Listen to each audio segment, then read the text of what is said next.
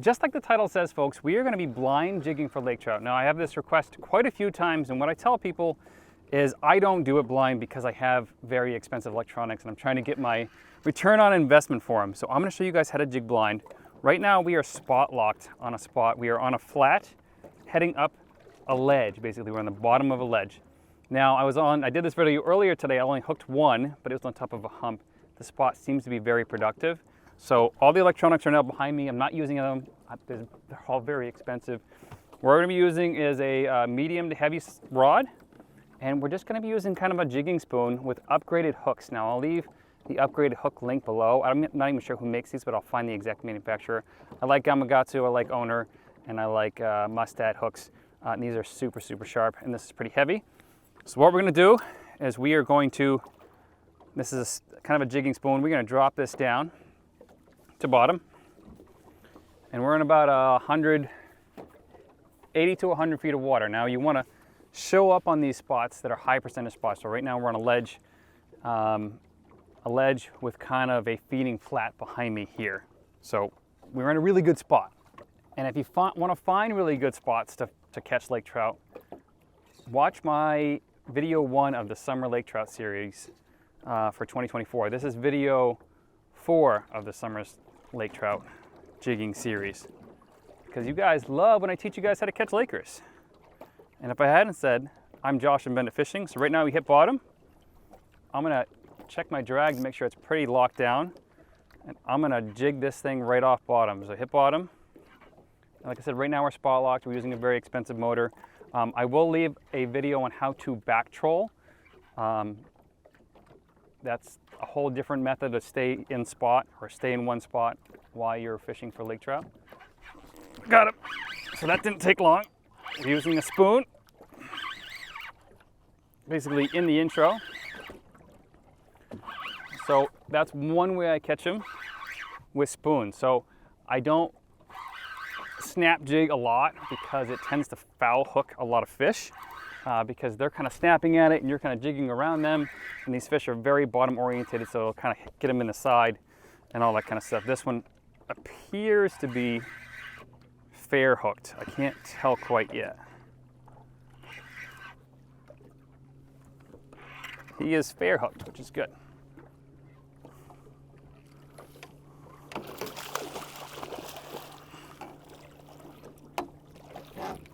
So that took I don't know, just about 2 minutes. Like I said, we're not using any electronics. None of them are on behind me. Right there. And if you want to be super fair to the fish, switch out your trebles for single hooks. Switch out your trebles for single hooks. Going back in. And that will help the fish a lot. I don't have any really good single hooks on the boat today, just because most of my stuff is actual like jigs. So that's one method. Just let it hit bottom and then just snap, snap, snap. My drag is very tight.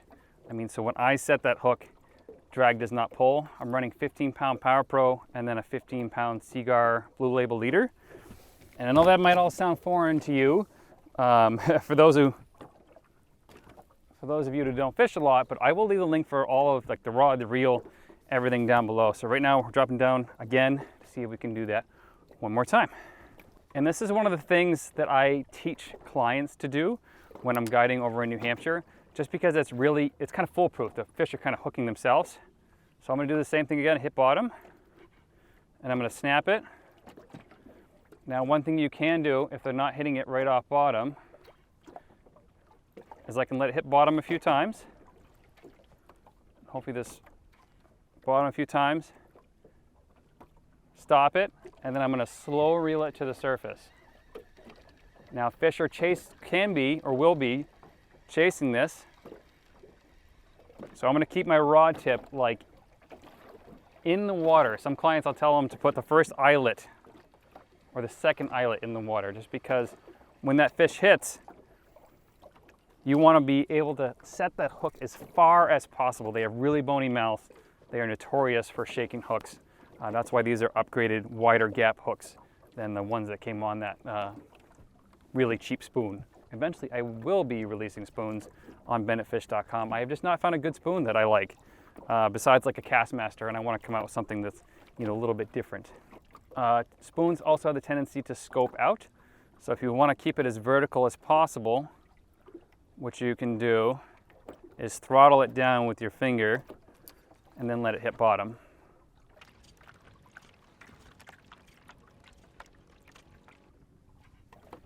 Now these fish have to be in the biting mood to hit spoons. Some days they're on spoons, some days they're on just swim baits. So I've let it hit, snap jigged it a bunch. The other thing I can do is just little taps in the mud. Now in this particular lake, Lake Champlain, they don't seem to want to eat it in the mud or in the bottom. Right now it's kind of a silty, muddy bottom, more silt than anything. I don't know why that is. Just on the lake, Winnipesaukee and along with Sebago. Winnipesaukee are very bottom oriented. They'll pin stuff right to the bottom. This lake and Sebago Lake, not so much. I haven't fished out west. I fished Superior and they're very bottom orientated. So we tapped the bottom a bunch and they'll just almost rip it right out of your freaking hand. They'll pin it right to bottom. So now we're gonna run it to the surface.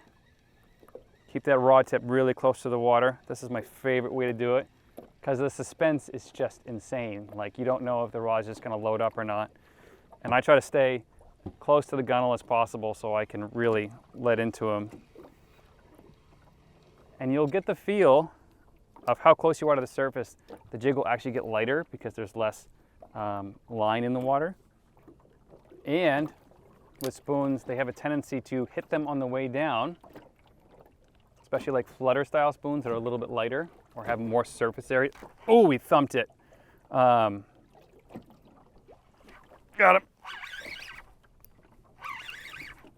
I'm using a pretty sensitive bass rod. So this is the GCX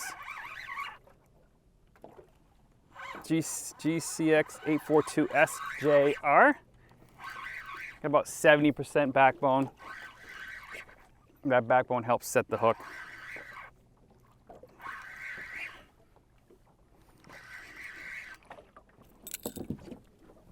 Another one, and another one.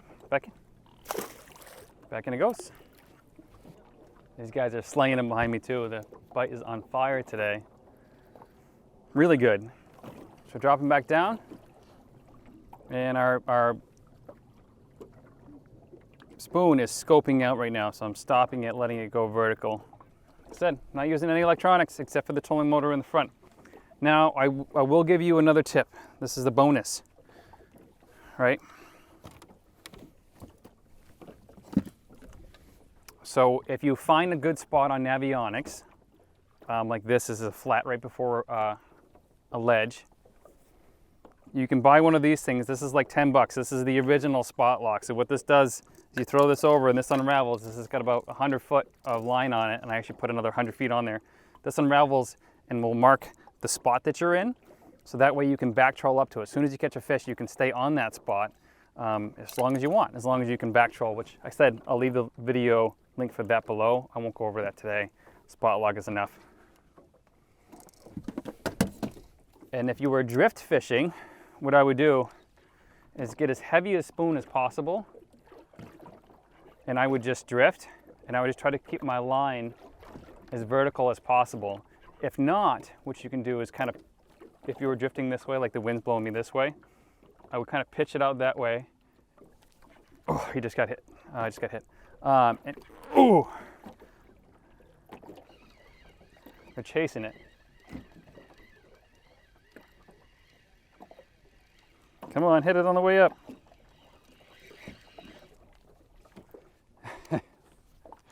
They hit it 5-6 times on the way down. What you can do is kind of pitch it out there and kind of hop it back to you, or kind of, if it's really heavy, you can pitch it on the, whatever the way the wind is coming from, let it sink down and kind of hop it back to you as you're drifting. That is the most stealth technique that I can do. Sometimes in some lakes I've actually fished where they're actually scared of the trolling motor because it gets so much pressure and it's just a small little pond that the only thing you can do is drift. So you have to cast it out and kind of hop it back and just kind of hope that they hit it. And see, now I'm not even stopping that bottom. I want to get one on the chase here. And the best way to feel that it's in a fish's mouth on the way down is to do that throttle thing with your hand. And you can do this with spoons. You can do this with blade baits. You can do it with basically anything you want. The only issue with like tubes is they'll spin up your line quite a bit. There's another one. That's a bigger one. It's foul hooked. That's just a bigger one. I'm sure if I was using a bigger spoon, I'd be catching some bigger fish, but that's okay.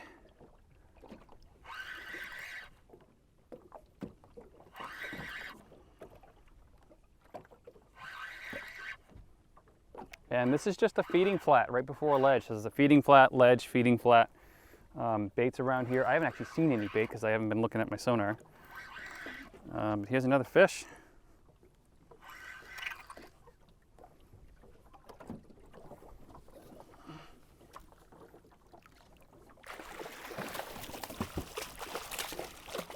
Thanks, I needed a bath. So I want to show you where this fish is actually hooked. So, see where that, stop. See where that fish is hooked, kind of on the bottom of the jaw. Again, goes. That's the issue with snap jigging like that, is they are just kind of jabbing at it, which is good, but you don't always hook them fair. I'm going to try to get one on the chase. So I'm in the mud. I'm going to wait, and then I'm going to rip it off bottom as fast as I can.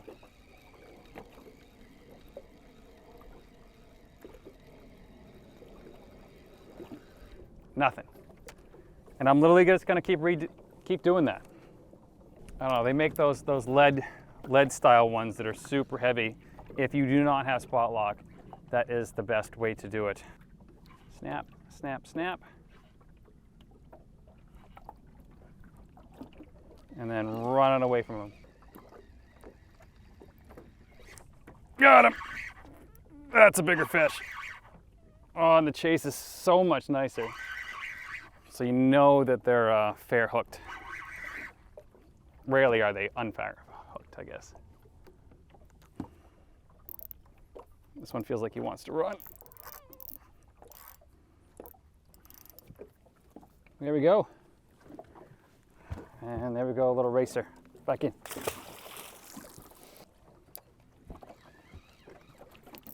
Always check your drag. Well, we thumped it. All right, so we thumped it. Running out of running room. I'm gonna drop it. I'm gonna watch my line. Get ready to set the bail. If my line stops prematurely.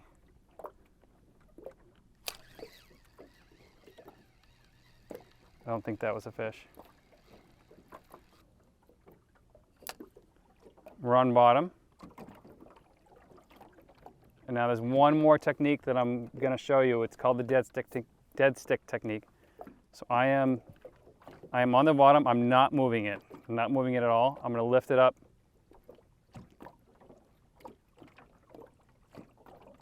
Six inches probably, maybe 1.5 feet. Just kind of dead stick it there. Now that spoon is doing this. It's kind of spinning and moving. Once it stops doing that, they usually hit it. Don't know why. They didn't hit it, so I'm going to run it away from them. I know they're down there. There we go. So another good bait for this would be a blade bait with double trebles, like a big bass blade bait, which has double treble. It has double treble hooks on it, which I don't like for fish that I'm catching and releasing. Well, that's a nice one. Back in. So that's how you blind jig. Take that spoon, drop it to the bottom, snap it, snap it, snap it. If you want to watch how to back troll video, I'm not responsible for sinking your boat, but it's basically backing your boat up into the wind, keeping yourself vertical on high percentage spots. Get one of those throwable buoys. I think they're like $10. You can buy just one, or you can buy like a 3-pack like I have. throw them over. That holds you in position, basically a geolocation without spot lock if you don't have spot lock. And a day like today with almost no wind, you could literally drift fish a heavier spoon and catch just as many fish. So if you want to learn more about lake trout jigging, this is episode 4 of the summer series. Click here for more lake trout summer series content. And then there's probably another video over here that you guys are gonna like, and I'll see you in one of those next videos. And if you want to help support the channel, visit benditfish.com, and you can buy your own jigs and stuff that would probably work for these lake trout.